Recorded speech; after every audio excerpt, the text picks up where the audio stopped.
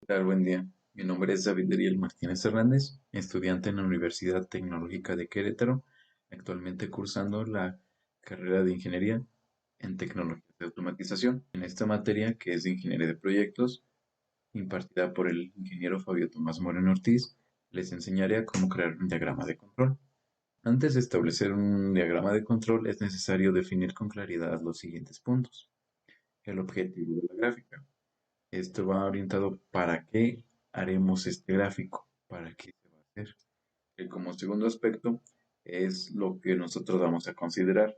Por ejemplo, qué queremos controlar, qué proceso debemos controlar, qué características se va a medir, quizá longitud, quizá número de efectos, el volumen, etcétera. Como número 3 tenemos que la unidad de donde se va a tomar la muestra. Esto es de dónde se va a tomar pues la muestra. Como número 4 es determinar qué tipo de gráfico se debe realizar. Como número 5 tenemos que determinar el tiempo en el que se estarán capturando los datos y definir con base en el tipo de gráfico que vamos a tratar. Por ejemplo, cuestiones como la cantidad de muestras a considerar, por al menos unas 20 muestras y el tamaño de cada una.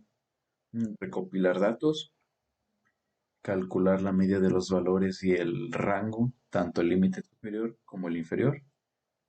Como penúltimo paso, representar la gráfica y como un último paso, analizar el resultado de los datos obtenidos.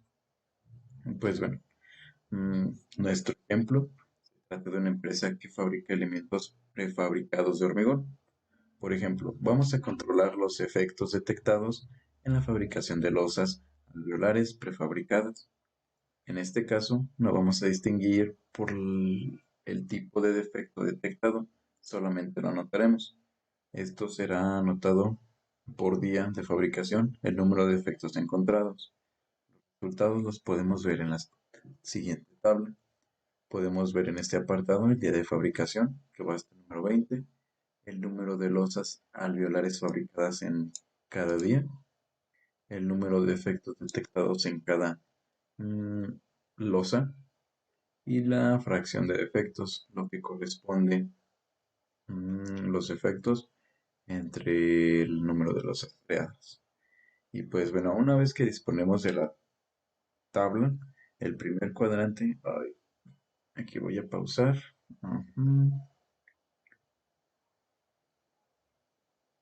Para ello, lo que debemos hacer es calcular la media y la desviación estándar. Para calcular la media de defectos por día se realiza dividiendo el número de defectos detectado entre el número total de días de fabricación, como lo podemos ver en la siguiente imagen. Mm, Tenemos las fórmulas para calcular la media, que es la fracción total de defectos, sobre los días totales de fabricación. Esto nos da, realizando la operación, un promedio, una media de 0.16.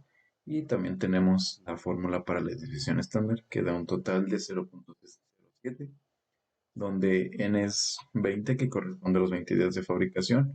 Pues si consideramos que nuestros límites se fijarán siguiendo el siguiente criterio. Los límites, el promedio más menos la desviación estándar por 2. Por lo tanto, tenemos que los límites inferior y superior tanto el inferior va a ser una resta y en el superior va a ser una suma, que nos da como resultado 0.02 y 0.3. Y pues bueno, con todos los datos anteriores debemos fijar los límites inferior y superior.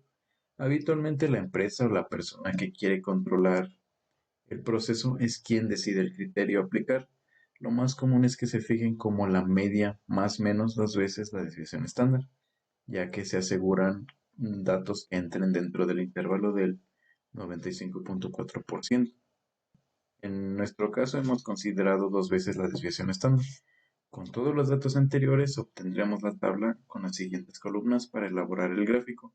Tenemos el día de fabricación, la fracción de defectos que vamos a graficar, el valor medio, el límite de control inferior y el límite de control superior.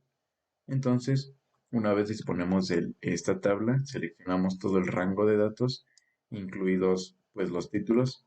Vamos a elaborar la gráfica, pestaña insertar, elaboramos una gráfica de líneas Eliminamos esta línea que su valor va cambiando respecto al tiempo, que en este caso sería pues el número de días. Lo eliminamos y como podemos apreciar, obtenemos nuestro gráfico de control, datos dentro del rango de un 95%. El único valor que saldrá fuera del rango es el último y se tendrá que analizar por qué. Y pues bueno, para finalizar, les dejo las referencias de donde se extrajo la información. Gracias.